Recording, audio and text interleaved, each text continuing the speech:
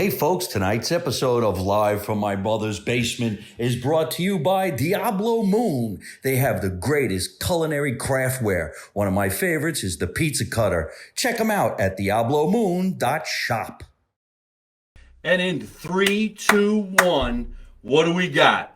We got another episode of Live from My Mother's Basement here in the real basement where I was born and raised. Had a little bit of a glitch. I might have to start that introduction again. What do you think? You can do it again. I'll do it again. Ladies and gentlemen, welcome to another edition of Live from My Mother's Basement with yours truly, comedian Mike Marino, in the real basement where I was born and raised and had family parties and holiday events all my life. And here we are back in the basement, having some fun, laughing, joking, doing comedy, singing, and bringing it to you from the basement. I'm very excited because my guest tonight is singing sensation Jenna Esposito. Say hello, Jenna. Hello, everybody. Now, this is the first time you've been on my podcast, but we have done shows together, and you did do the Not So Late show with me. That's correct. That's quite some time ago, huh? When was that? I was trying to think of that today, and I have no concept of time. It could have been last month. It could have been 6 months ago. It makes you wonder, is everybody having no concept of time? Out the window. Because it is fucking pandemic bullshit that screwed up the lives of so many people and hardly on entertainers. Oof, yes. Because people can't go to the shows, and if we can't go to a show, or if you can't go to a show, we can't do the show. But yes, I remember you came and did the Not So Late show. We were having a great time. And then wasn't you the episode that stopped? Then I got you put in Facebook jail. We went into jail. Tell everybody why that happened, because this is actually really interesting because it was the only time it happened. Yeah, so there's this thing. I always, when I do a live show, I perform with a band. And I very rarely sing to tracks, but we couldn't bring the band to the basement, not for the least of which, the COVID reasons.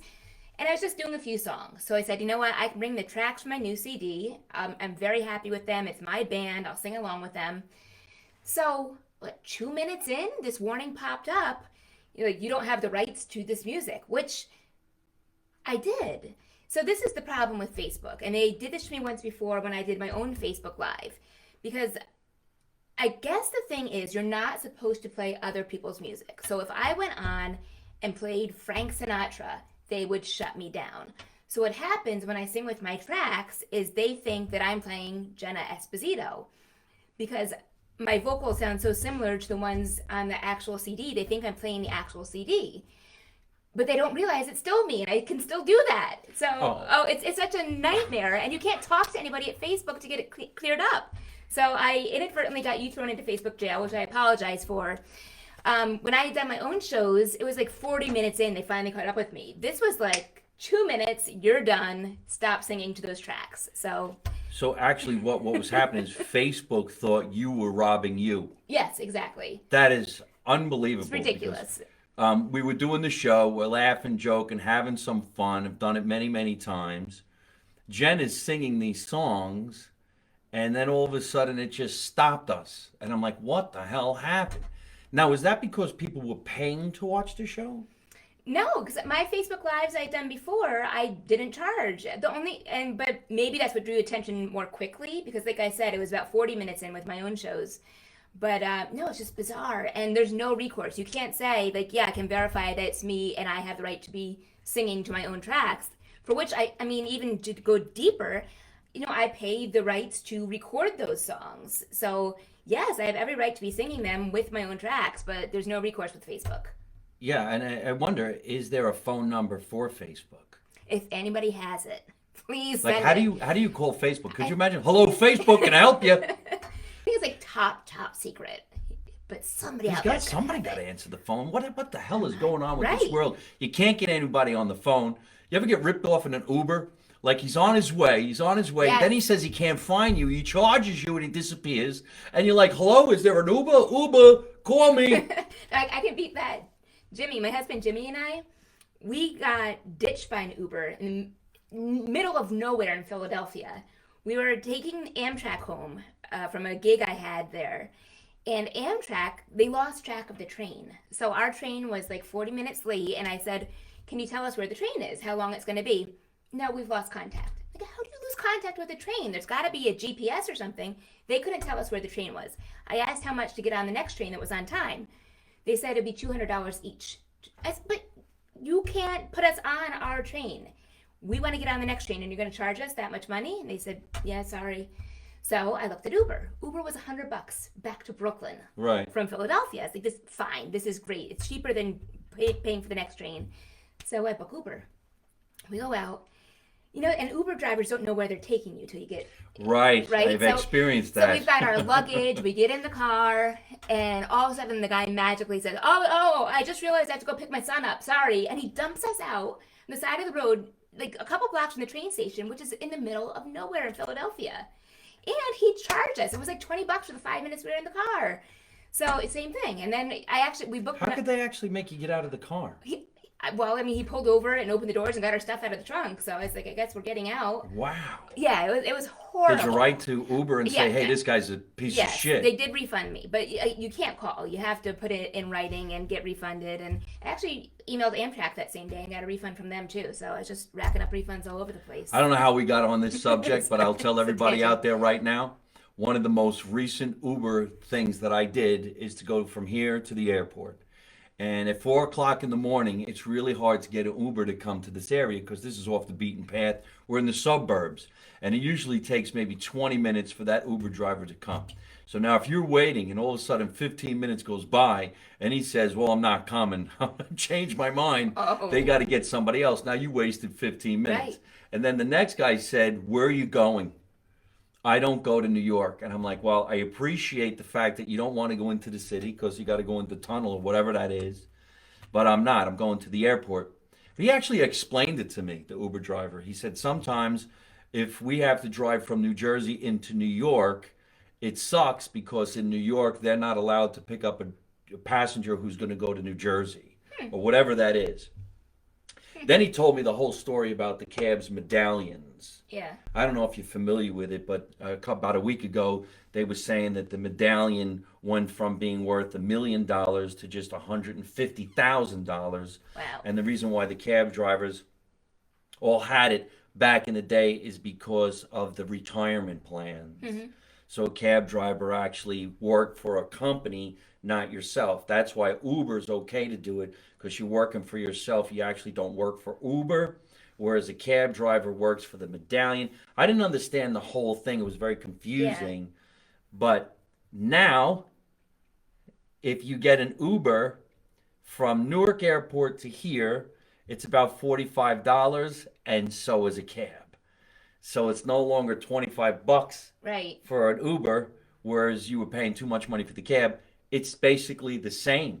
I actually walk out of the airport once in a while and I'll go, Uber's $60? I'll take the cab. Exactly. You don't have to wait. No, I always price Uber first, and if it seems exorbitant, coming home from Manhattan the other day, Jimmy and I got into Grand Central, $70 to get back to Brooklyn. I'm like, that's insane. From Grand Central? From Grand Central. And it was the marathon day, so I'm sure there were requests were high. So we got in a cab and it was $27. Like, so it's not, you gotta use common sense sometimes. I mean, Uber's convenient, but sometimes a good old fashioned cab works just as well. Yeah. If you think about it, when I first started going into New York City from New Jersey back in the day, the cabs were fun. You learned how to hail a cab. Hey, taxi! Right? And then you could still get some of those cabs from the 50s, big, fat, ugly cab, and you were banging around in the back, and you thought you were cool. You're like, take that, keep it, good luck, Now it's just petrifying. Yeah, and everybody's got their cab move, too. But I haven't gotten to use my cab move in quite some time, like how you step out in the street and put your arm up, and, like... What, oh. If you watch people hailing cabs, everybody's got their own style. Some guys do the two fingers, others people wave. I just do the arm out straight, make sure they see me. But it's interesting. It's like a personality. Well, there you go. See how you learn shit on my show? There's a cab move. I never even thought that. What's your cab move? Hey. That'll get you nothing. No. Are they still hailing cabs in the city? Very rarely. I got to do it the other day, but they're few and far between now. But Taxi! did you ever hear the thing too about how men and women are different about how when they tell the driver their destination? No. I think it's that women get in and get settled, and then they tell the driver where they're going. Men like lean in the door, tell them, and they hop in, and the guy's on the move. It's Yeah. just it's it's a generalization. That It's is hilarious. interesting, right? And I read it. I'm like, that's exactly what I do. I get in, I get perfectly settled, and then I tell the driver where I'm going. Whereas Jimmy will just lean in, hey, blah, blah, blah, blah.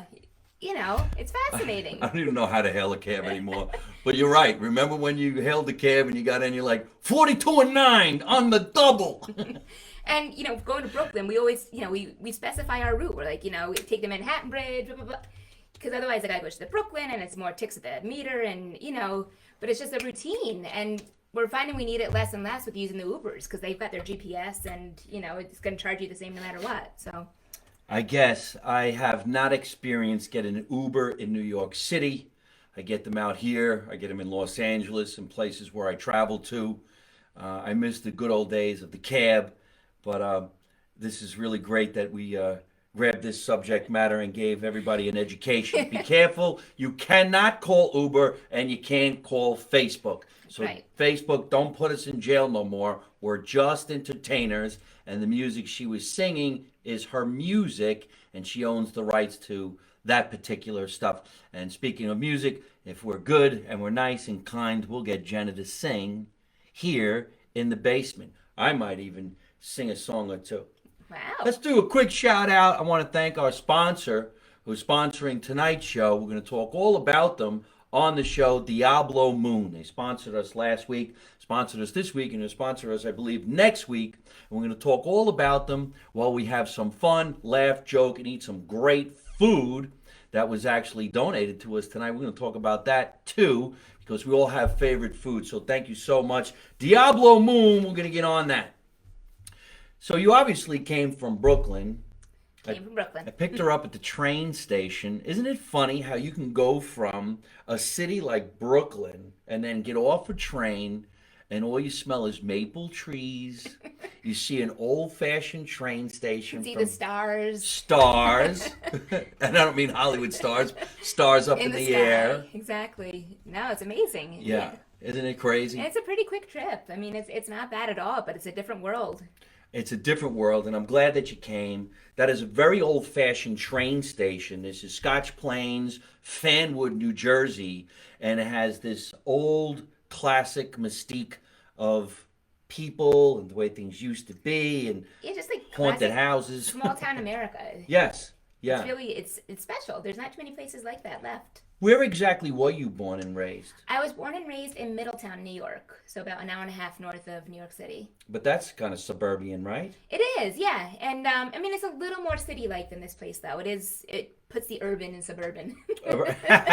The urban and suburban. But it was a nice childhood. It was close enough to the city, so we'd go in twice a year, basically once for a Yankees game and once for a Broadway play. So you grew up Italian, Yes. family from Italy? My dad's side, my other side is actually like English, Irish, Scottish. Oh, no Believe it or not. kidding. Yeah, my mom's mom was actually from Belfast. So it's an interesting combination. Belfast, Yugoslavia? Northern Ireland. Northern Ireland? No Yeah. shit. Yep, You have Irish in you? a little bit. Wow. Yeah, actually, when I was little, my sister and I used to take Irish step dancing lessons. What? Yeah. Step dancing? Yeah.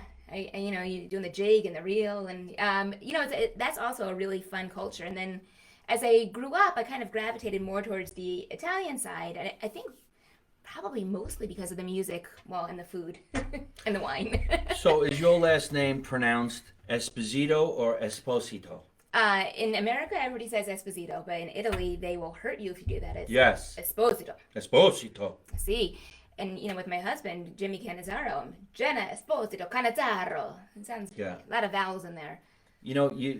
Let's go this way for a minute because I don't want to bring up sad topics.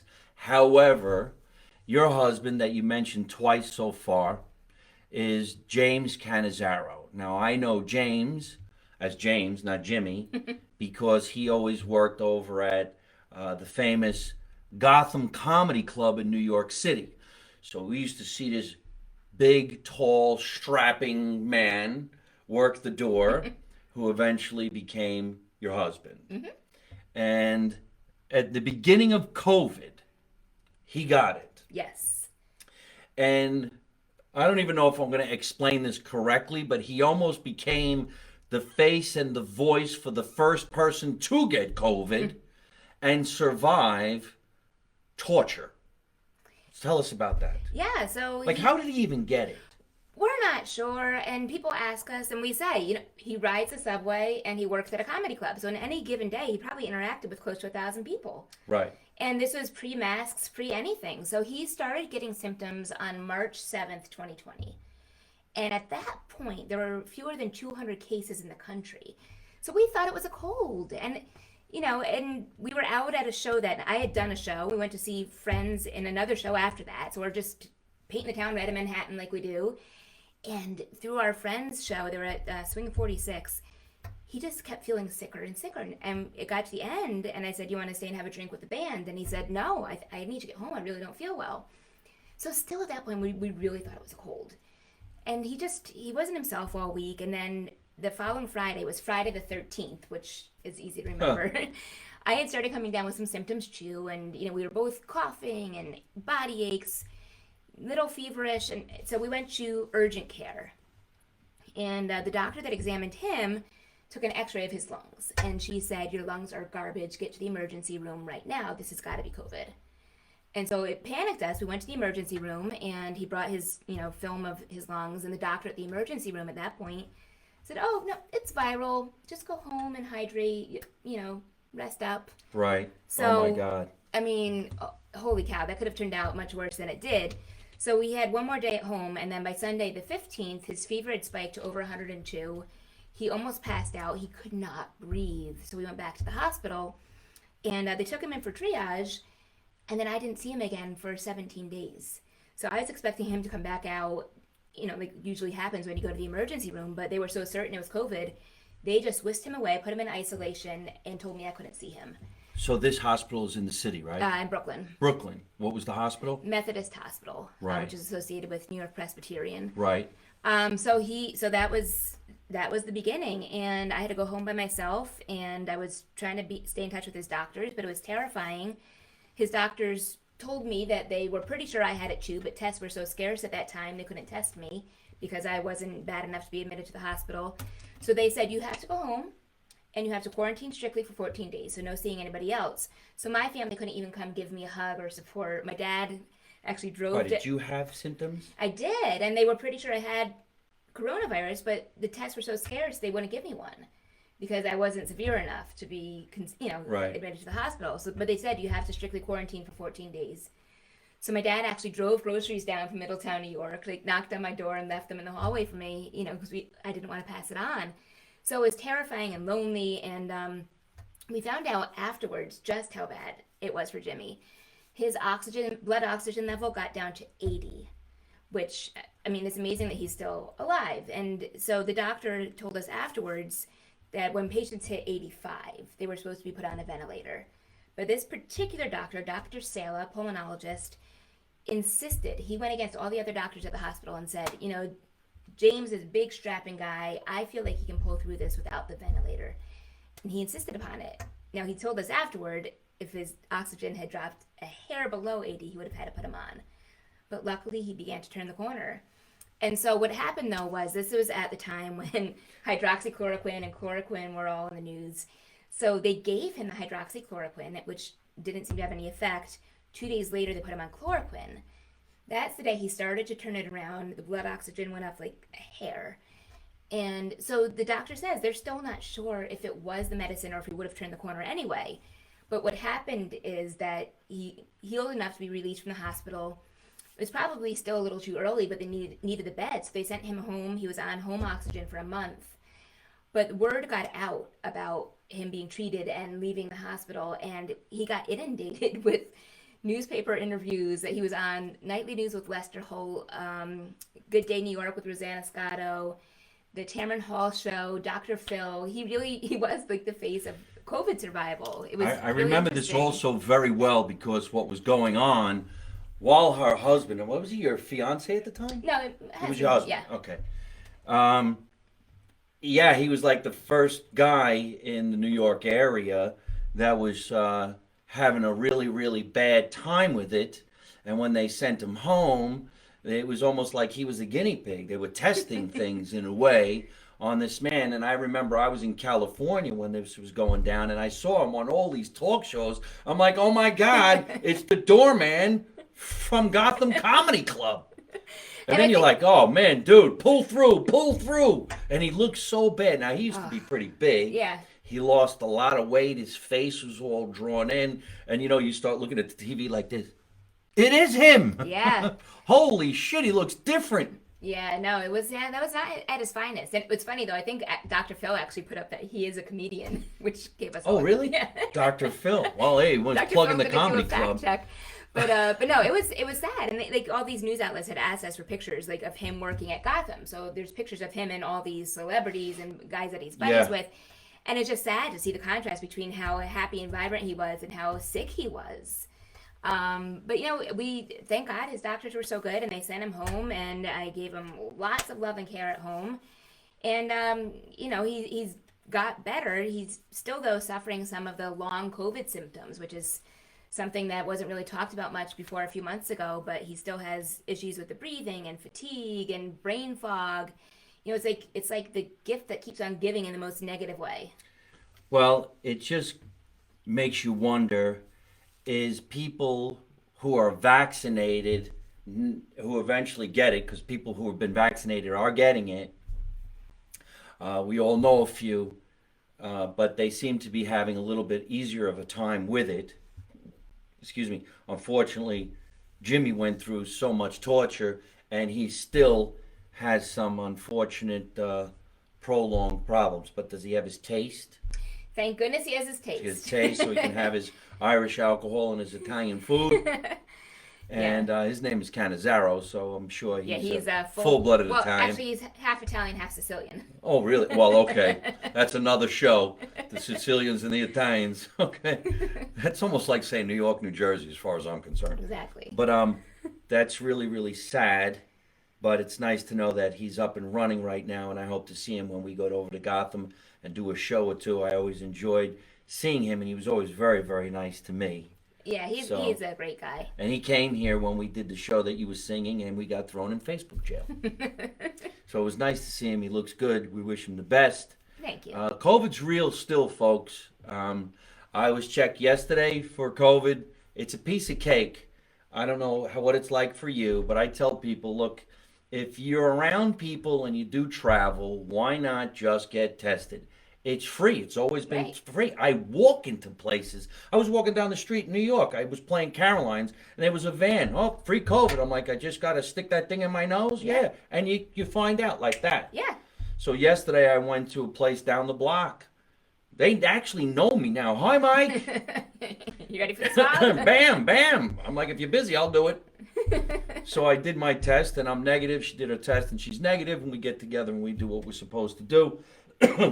And that's it. There's a lot of crazy shit going on in the news. We were sitting here, we were watching the news. Now, Jenna is a singer. She's a phenomenal singer.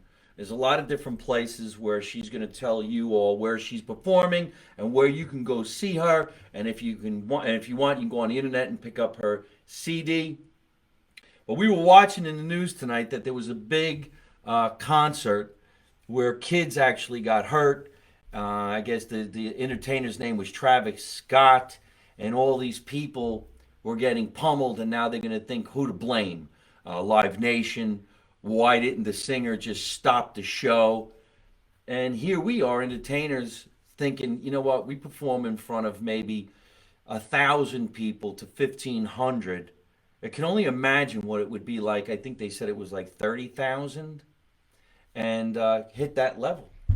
It's mind-boggling. It really is, and I can't. My biggest crowds are at some of the Italian festivals, like San Gennaro. Yeah, San Gennaro. And the streets are packed, and there have to be like thousands of people listening, but not 30,000. I can't imagine what that feels like. Actually, Jimmy's best friend from childhood is Billy Joel's guitar player. Oh, is that right? Yeah. Yep. And I just saw, not to interrupt you, but just saw in the news tonight, Billy Joel is doing his residency at Madison Square Garden again. So I don't think there's going to be any riots at a Billy Joel concert. Not unless something goes horribly wrong. Yeah, because they showed some videos of this guy Travis Scott yelling at an audience member to jump off something. Two He would stories be like- high, encouraging and the him to one jump guy off got about paralyzed. Yeah, I mean, obviously he didn't intend for what happened the other night to happen. Right. But you see videos of him encouraging reckless behavior from his audiences in the past. So to the point where they think that this kind of being out of control and being daring and not following any kind of rules is okay. Yeah.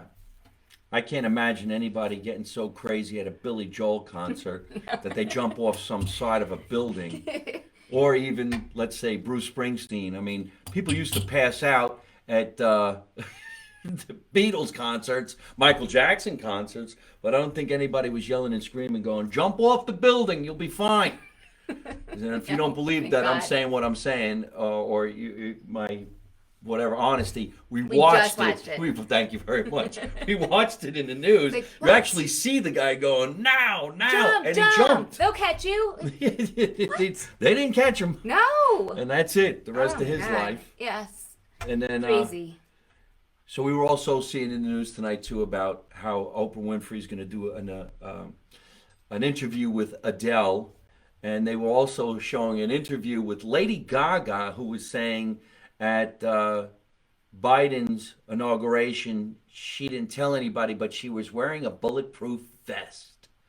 Could you imagine that the world got to such a crazy way about it that a singer wears a bulletproof vest in case there's gunfire at I can't even somebody. imagine. I mean, and you know what? I thought it sounded crazy when we heard it, and then I said, I don't blame her. I probably would have done the same thing. Yeah. There's so many crazies out there, and such a crazy, heated political environment. All it takes is one nut. Yeah. But then again, a nut shot John Lennon. Right. Exactly. And why would he think Imagine walk around that. in a bulletproof vest? Oh, that's Can you horrible. imagine what John Lennon would be like today? Oh, I think Would about they that have gotten sometimes. back together, the Beatles? Would he have been bigger than life? You ever hear that song Paul McCartney does for John? It's called Here Today. No. Oh my gosh, he does it in his concerts. It's heartbreaking.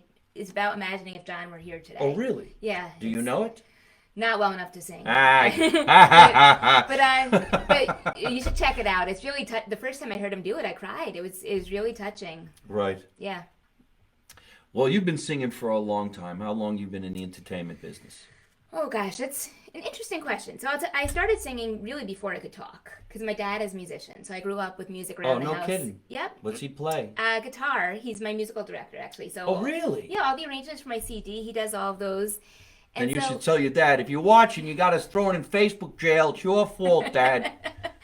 But yeah, so my sister and I grew up. My dad. He got married. My mom and my dad got married young and had us, and so he always wanted to be a rock star, but he had to be responsible. So he got a job teaching music. So he was my chorus teacher in junior high school. But there was always music in the house, and he always had rehearsals with his wedding band. So my sister and I just grew up thinking it's the most natural thing in the world to be singing. So he would actually play gigs at my Irish-Scottish side of the family. Those grandparents owned a pub up in Schenectady. Right. Or Scotia.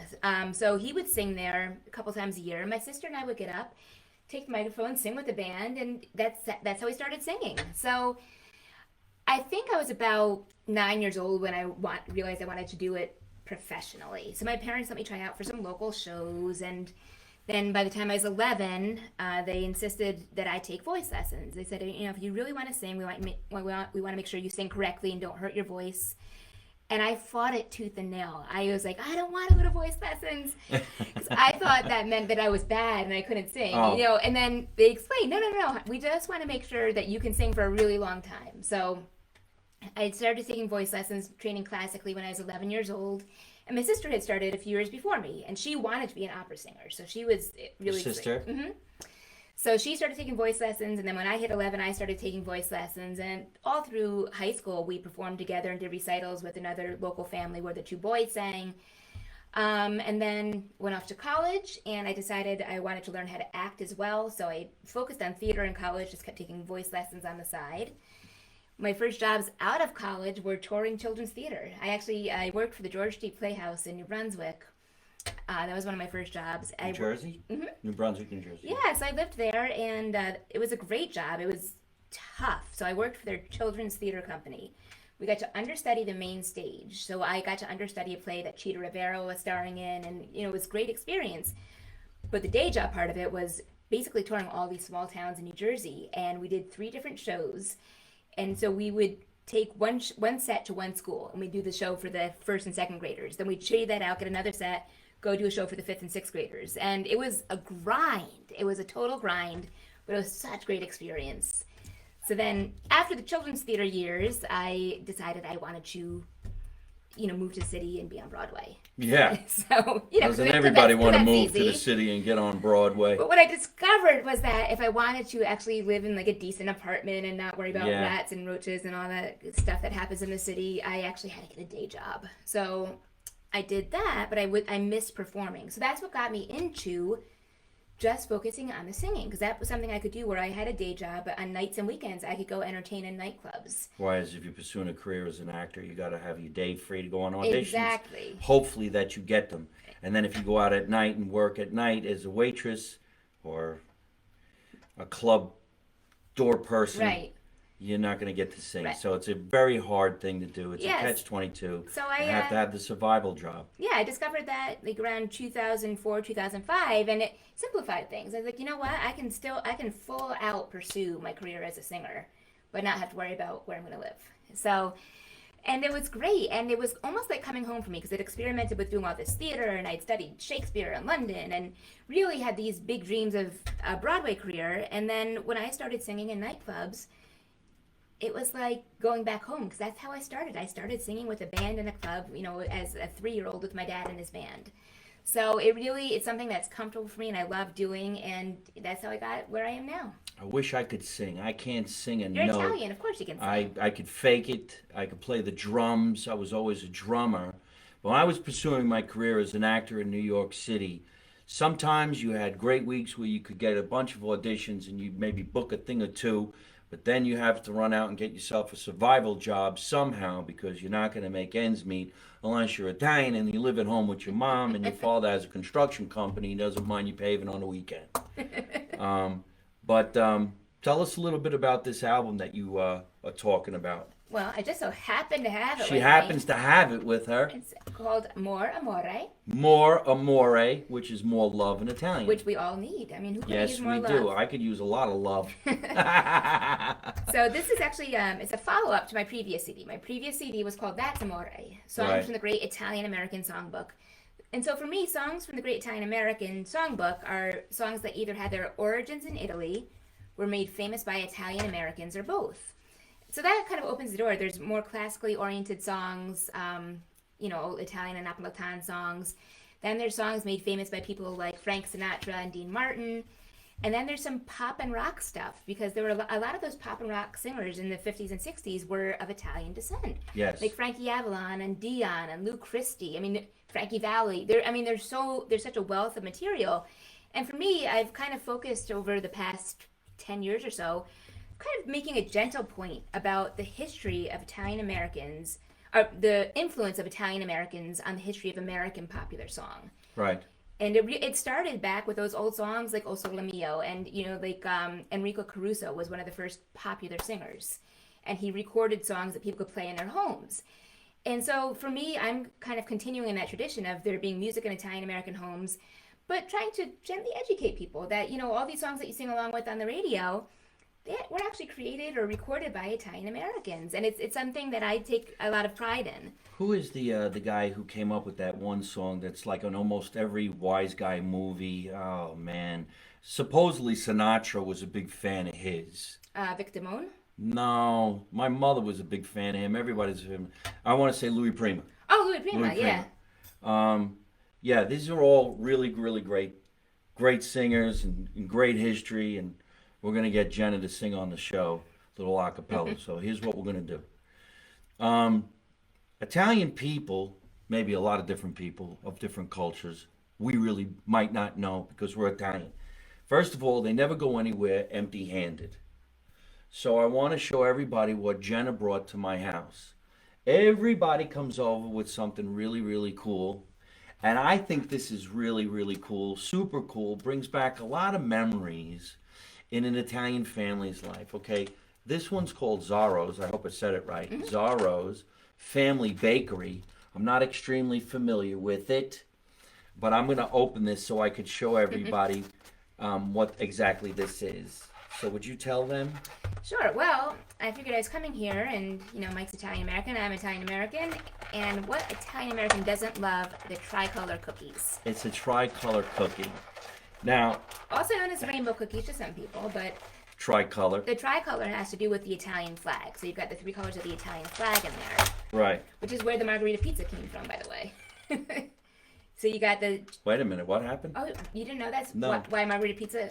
Yeah, margarita pizza was created with the colors of the Italian flag. So you got the red with the sauce, the white with the mozzarella, and the green with the basil. Is that right? Yeah. And you just happen to have a margarita pizza right in front of you. Look at that. And we're going to talk about this in a second too. But I can't wait. I have to have a piece of this. Thank you so much for bringing this. Oh my God, it's moist. Oh, look at this. Camera zoom in, zoom in. Look at that. This is a tricolor cake and it's moist. Holy shit. I really need espresso. Let's go well. Do you with mind? espresso. Go for it. Would you like some? That's okay. Thank This you. is mine. That's all yours. Oh, well, I could feel my arteries stopping. This is so delicious. As you all know, I love to eat. Somebody's saying delicious. I love to eat on the show. Why not? Tonight, excuse me, let's talk all about my sponsor while we have some food. A friend of mine out in Florida, who I'm going to see this weekend when I go out to Florida to perform at the Raz Room in Meisner Park. My friend Massimo Battista, who's from Italy, has this beautiful wine called Chooch and this other one called Capiche. Right? So, Jenna and I are going to have a nice glass of Chooch wine in my sponsor's glass Look at that. from Diablo Moon. These glasses are absolutely fantastic, ladies and gentlemen. I'm going to tell you exactly where you can get them in a minute when I swallow my cake. But join me in having a nice little glass of wine. And I thank Jenna for coming down to my mother's basement.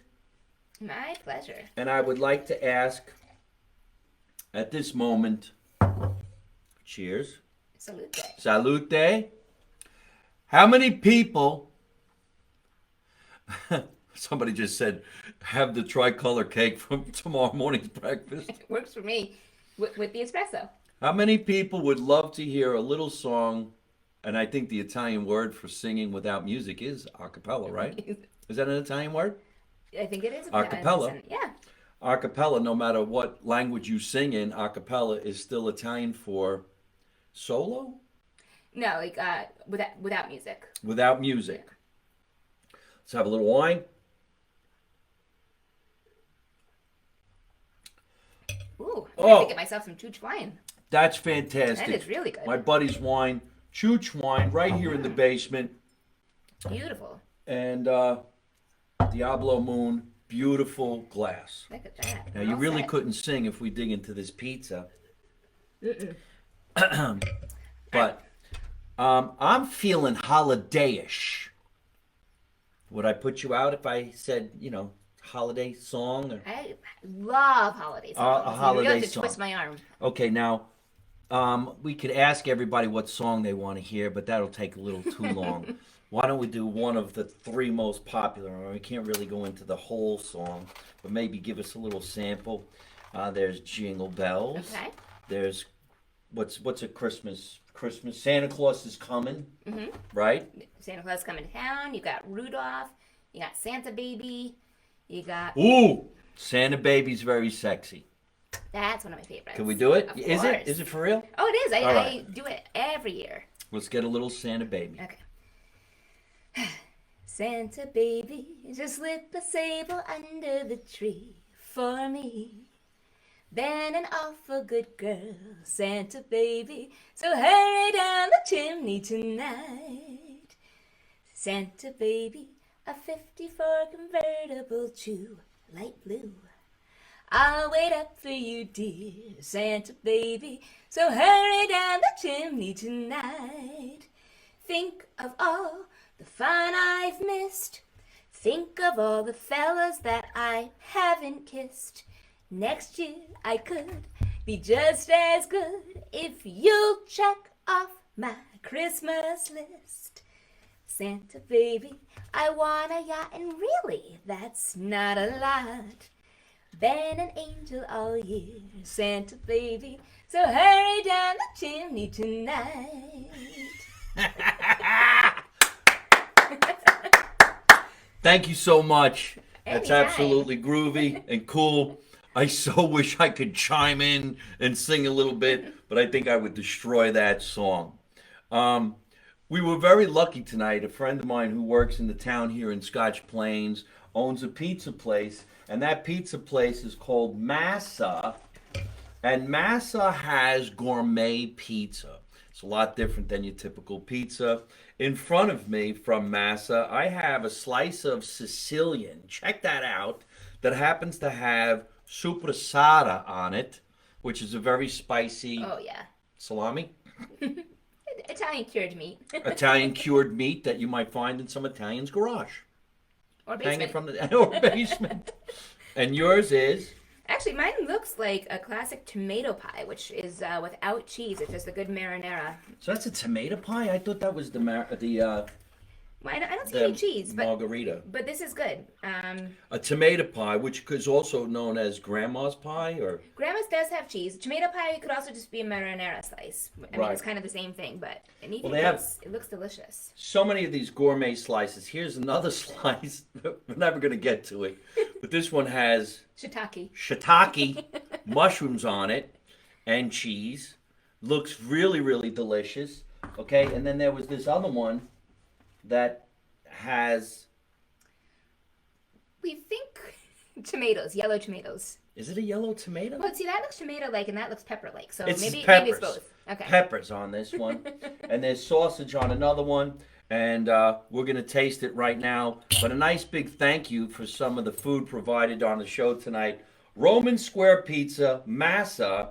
They're right here in Scotch Plains, New Jersey, 405A Park Avenue, Scotch Plains. You can look them up on the internet at massarsp.com, or just go to their phone number, which is, hold on a minute. Nobody's giving out phone numbers anymore. It's like What do these Facebook. people think they are? Facebook or Uber? Marco owns it. Steve works there. Thank you so much, guys, for giving us some pizza for tonight's show. And that's Massa Italian Specialties, right? Oh, here's the number.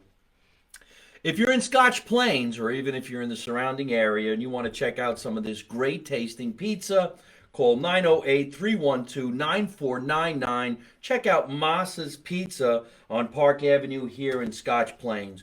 We're going to do it right now. But since my piece of pizza is a little bit too big, and I happen to have a pizza cutter from my sponsor, Diablo Moon, Wow. I'm going to cut myself a little piece on the edge.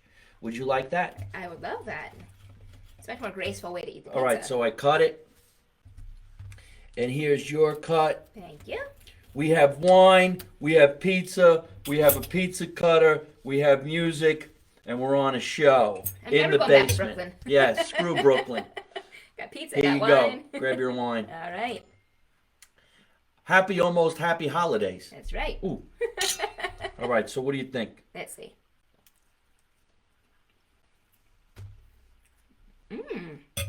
Wow.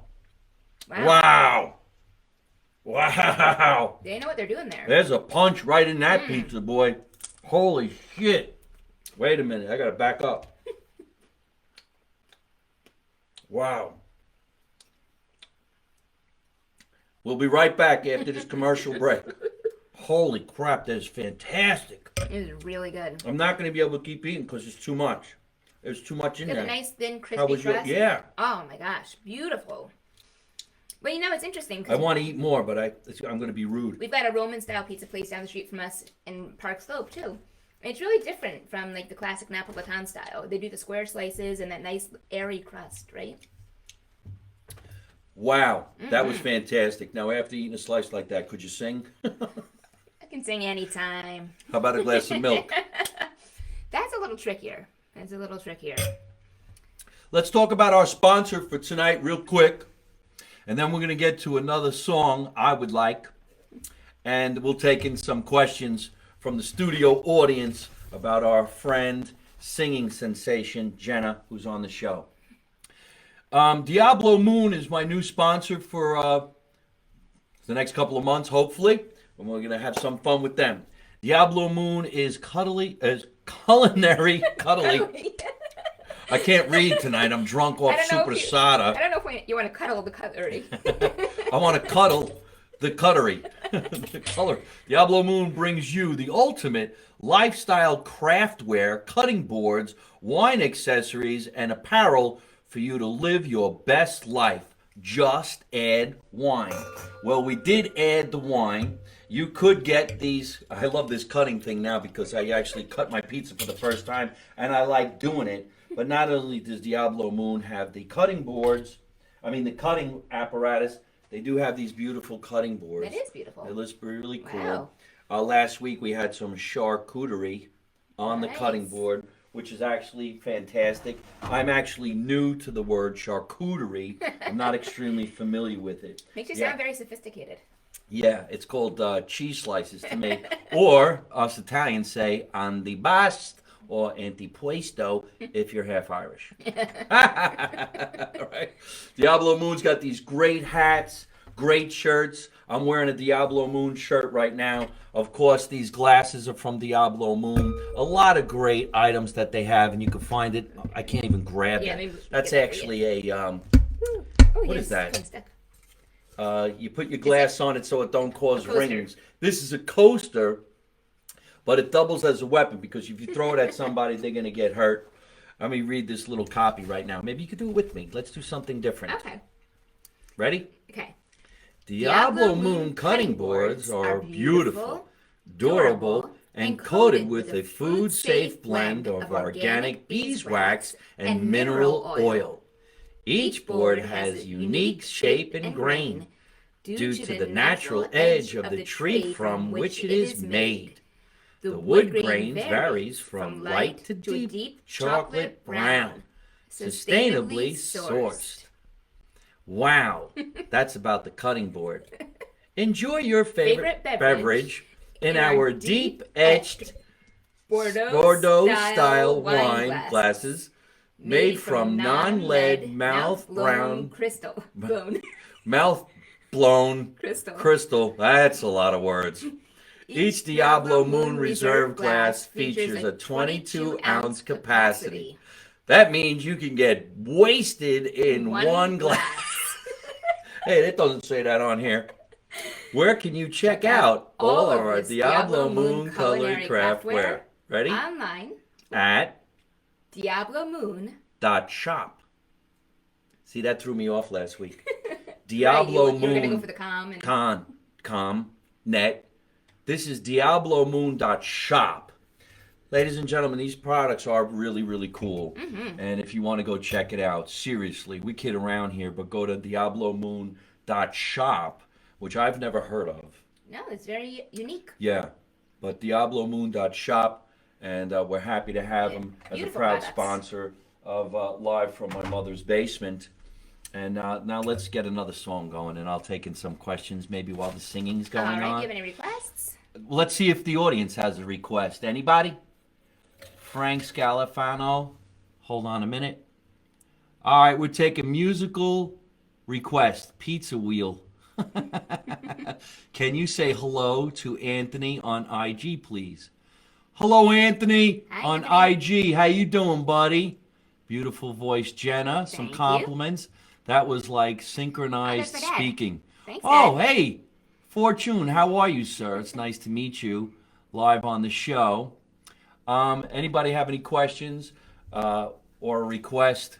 We're going to get going because we got to get Jenna to the train station. So thank you very much, everybody, for watching tonight's show. Remember, everything and anything that I'm doing is at mikemarino.net. Thank you, Masa, for giving us some pizza. Thank you, Capiche and Juch Wine, for giving us some pizza. My friend Massimo Batista.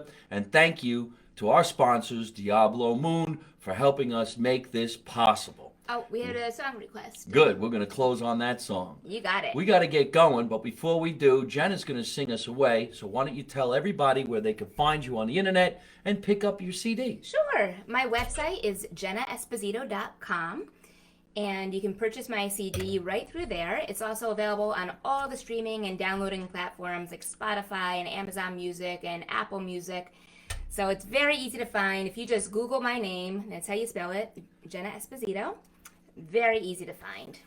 Well, the closing song request is coming from our friend Anthony Rena, and he'd like to hear the song Al Di Là. Al Di Là is a famous Italian song, so take it away, Jenna. And it's my favorite too, so that's perfect. A little bit of it, not the whole thing. We got to get Yep. going. La da la da da da la da da da la da da. Al di là del bene più prezioso ci sei tu. Al di là del sogno più ambizioso ci sei tu. Al di là delle cose più belle, al di là delle stelle, ci sei tu. Al di là ci sei tu. Per me, soltanto per me. Al di là means you are far above me, very far. And every star will light the way above me to where you are. Just to measure your worth, I'd move heaven and earth to be near you. You're my life, you're my love, you're my al di là della volta infinita, al di là della vita, ci sei tu, al di là ci sei tu per me, la da da da, la da da da, la da da da, al di là.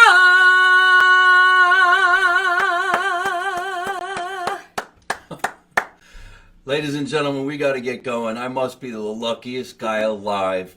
Stay tuned. Keep on watching live from my mother's basement. I am so blessed and so lucky to have some of the greatest talent in the world come down to the basement to hang out with me.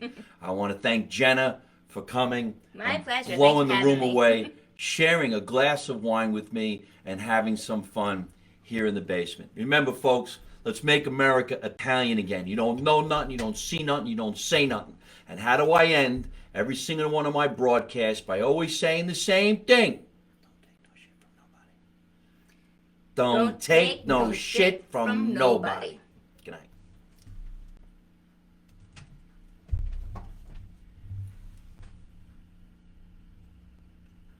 Holy crap, that was amazing.